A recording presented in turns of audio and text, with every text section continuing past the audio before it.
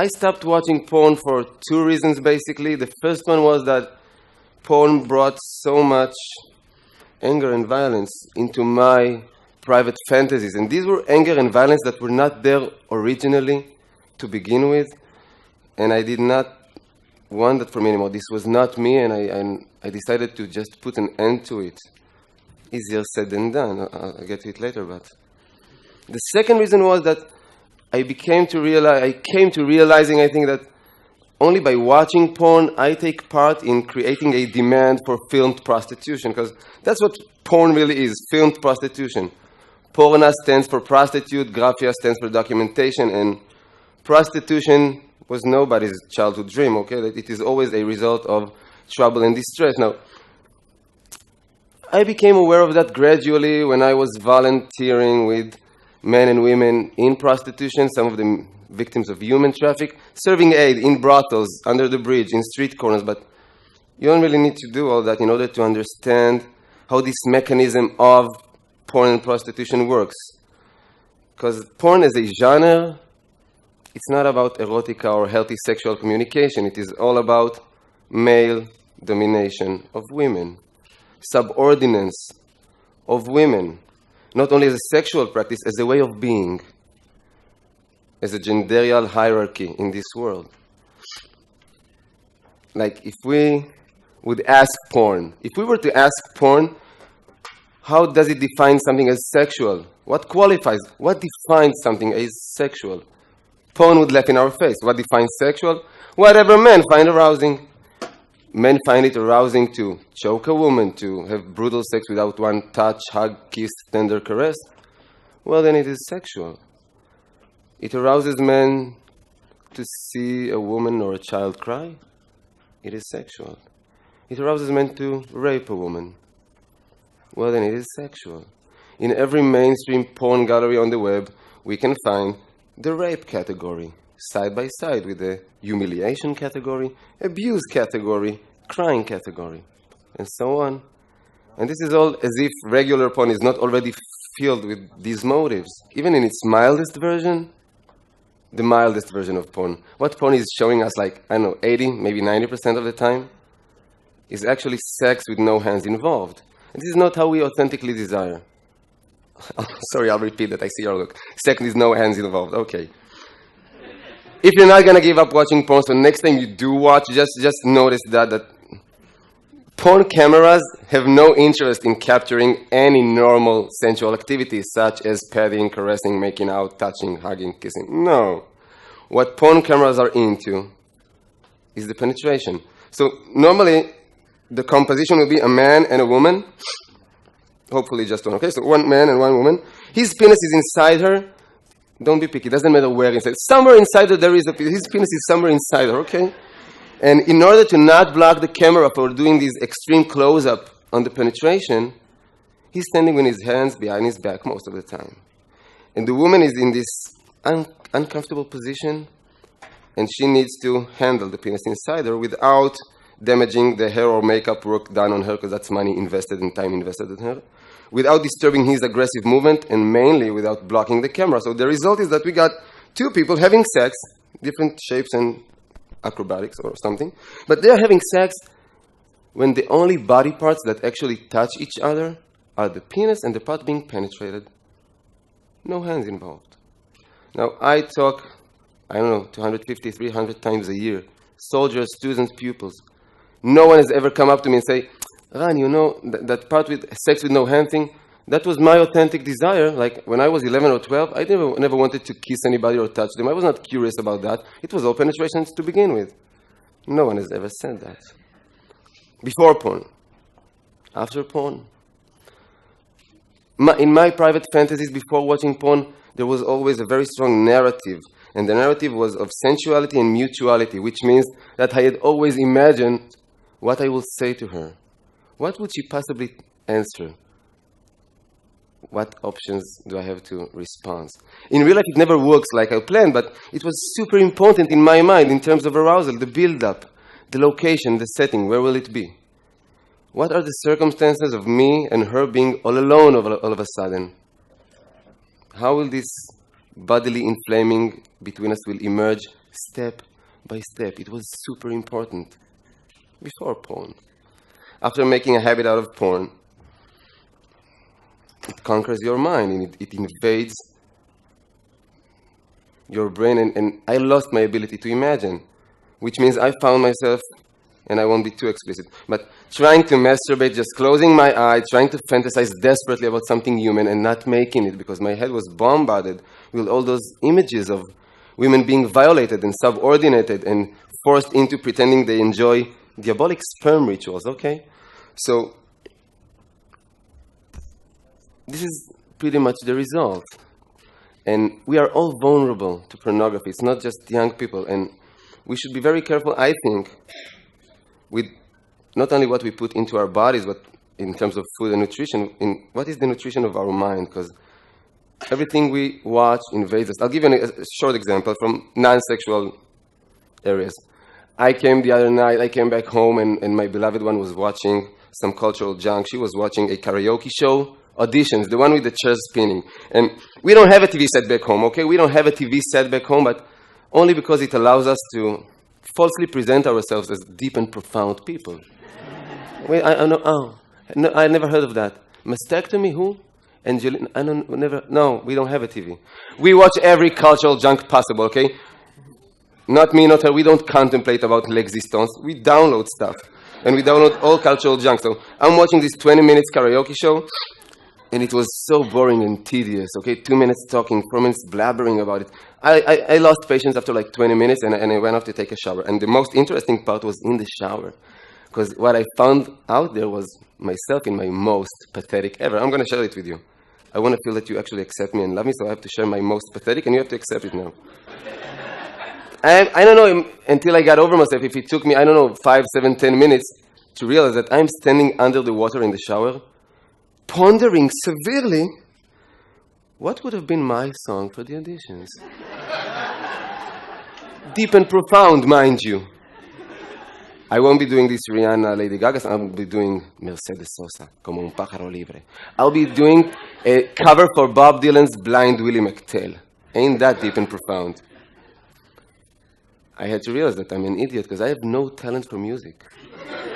More than that, I never wanted to be neither a musician nor a singer-songwriter. This was never a part of my inner world of wishes. Okay, but I'm a human being. What can I do? I was watching that for 20 minutes. It entered my brain for a while. So if we take this example and we just try to measure or estimate the impact of 20 minutes of watching no matter what, how it invades our mind and conquer our wantings and desires, let's just try to imagine, or I can share with you orally, what is the impact of 20 minutes of watching porn once, twice a week, nothing unmoderated? It's overtaking. And porn is in our households whether we want it or not, and I believe that it does not agree with our well-being. And because we have internet in the Western world all over the place, almost in every cellular phone now, we've got 90% of 12-year-olds watching porn on a regular basis. And it has both an addictive effect and a paralyzing effect. It's addictive because we develop somewhat of a dependency in porn, but the paralyzing part is because, mainly for young boys and men, because porn is teaching us that as a man, you are solely valued in sex by having a large penis and an eternal erection. According to porn, being a valuable sexual partner does not relate with being sensual, passionate, attentive, generous, well-coordinated. None of the above. It is all about large penis and eternal sunshine, which we don't possess. So boys become paralyzed, and if they don't become paralyzed by watching porn, very often they turn into imitators of what they saw, which means they become aggressors. Aggressors, even when emotion is involved. Like, there is so much sexual abuse going on nowadays within the confines of what we perceive from the outside as beautiful teenage love stories or healthy adult relationships, because we don't really talk about sex. We just see it all over the place. We don't really talk about it. So what goes on in the confines of a certain room, but these are all sexual mutations that happens. If we talk about women, it's not only that, but young girls and women get the message, not only from hardcore porn, but from our porn-influenced mainstream culture. Have you seen any Miley Cyrus, Lady Gaga video clip, commercials. That's porn with clothes on it. So girls get this notion that if you want to be worthy of love, first and foremost, you have to be worthy of sexual desire. And now, the definition of sexual desire almost equals be like a porn star. So I work in dozens and dozens of high schools and junior highs. In every single one of these schools, I find girls that at a certain point agreed to be documented in an intimate situation because they wanted to please some guy that they had feelings for. And this guy misappropriated their trust. Always same story, so he sells it on WhatsApp application or on the web, in the internet. And normally nobody even addresses him in terms of moral. But it is always girls that suffer from shaming and mortification. They can change school, they drop out normally. Change school, move to another city, and still be haunted on social networks. They develop clinical depressions, severe eating disorders, as if we don't have enough reasons in our culture to develop eating disorders. They become so isolated socially. So some of them, like Amanda Todd, rest in peace, some of them actually commit suicide because they find no more value in life or in themselves. So porn is not only in our house, it is a capital case. It is not a minor phenomenon in our society. It is a question of life and death sometimes. It is mainly a question of life and death for the people who participate in porn, because porn is not an embodiment of freedom of speech, freedom of occupation, blah, blah, blah. No, it's an embodiment of sex exploitation, working side by side with human traffic, raping, pimping, solicitation. For every one porn star with a book contract or a production company, we've got hundreds of thousands of women and girls who does not survive out there. Literally, they just don't make it. The sex industry just, how do you say, chews them up and spits them back into brothels, into hooking in the street, escorting, massage parlors with happy or unhappy ending, depends who you ask. And I'm not joking, this is serious life. This is the whole spectrum of prostitution. So many of them doesn't even make it to the age of 50. I'm talking countries that the average life expectancy is 75, 76 years now. They don't make it to the age of 50, for reasons mainly. Drugs, STDs, sexually transmitted diseases, being murdered by a John, a pimp, a boyfriend. And the fourth reason is suicide once again. Because if you're a prostitute, on camera or off camera, you're in the situation that we can refer to as social death. We have all sat in the dinner table with people who probably consumed prostitution, that have been to a brothel once, twice, at least. We never sat down to the table with a prostitute, not with a declared one. So that's social death. It is not glamorous, not at all. And when I sit in the privacy of my room and I watch porn, even without paying, no need to pay, it's free, okay? I hope you know that, if you're still consuming. Whatever I'm watching is creating a demand, and wherever there is a demand, there will be supply. There's a correlation. If I watch pornography of black older women, somebody is going to go out and pimp black older women. Asian minors, somebody is already trafficking Asian minors in order to film them, okay? Israeli women, Palestinian women, WASP, all-American college girls, that is strong in the last few years. It's a very upcoming category. The scum of the earth are already out there trying to solicitate and prostitute these women on camera. So I stopped watching porn for my personal well-being, my intimate communication, my private erotic life, my, reclaiming control and responsibility over my mind.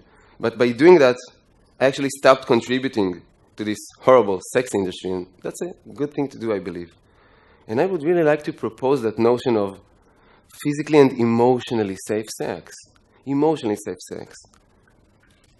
It does not mean going back to be conservative or unliberated sexually. I'm all for sexual freedom.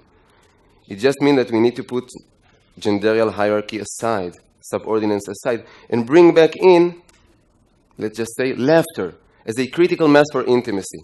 Two souls, two humans, two souls alone in private. Can they please have a laugh together? I don't care if they know each other for a decade or for an hour. If two souls alone in a room does not manage to have a laugh together, what good could possibly grow there, sexual and non-sexual? That's emotionally safe sex. I've got so many things I really want to share with you, but I feel like my time is almost up. So I just really want to ask for us to speak about these issues more, because I strongly feel that our history of silence never did us any good, because silence only perpetuates more silence, while talking normally gives birth to more talking, more sharing, more identification, more awareness, more change. Small change in our small, humble life, but real change, a true one, emotionally safer. Thank you for listening.